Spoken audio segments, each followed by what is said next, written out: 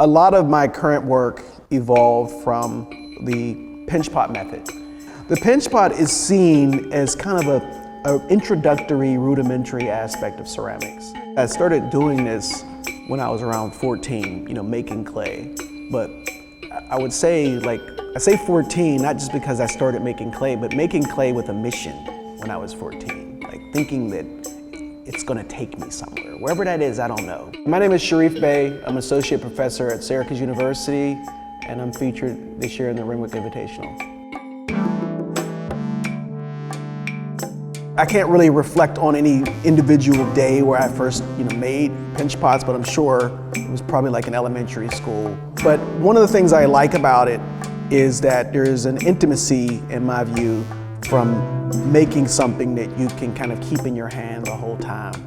It's a different kind of rhythm. It's very minimal facility, but my work comes from this idea that when I was in grad school, as I mentioned, I was a doctoral student, and I got to the point where every time I started to work, I was being stopped for one reason or another. And as opposed to committing to something like a series of teapots or a series of mugs that require sensitivity to time, I got to the point where I would make pieces that I could literally finish in a 2 to 3 minute window.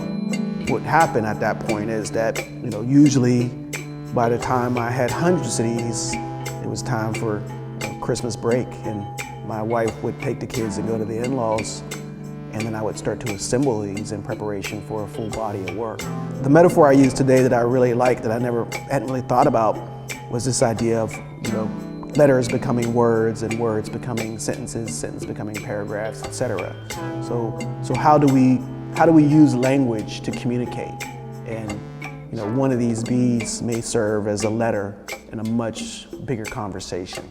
I tell people that the vessel is my orientation. So I started out making pots, and to think about what is the relationship between how something is made, to how something is used, to how something is felt, to the presence of an object. And these are questions that emerge in sculpture, of course, but in a different way. So we think about the word function or utilitarian. The word I like to think about is quiet.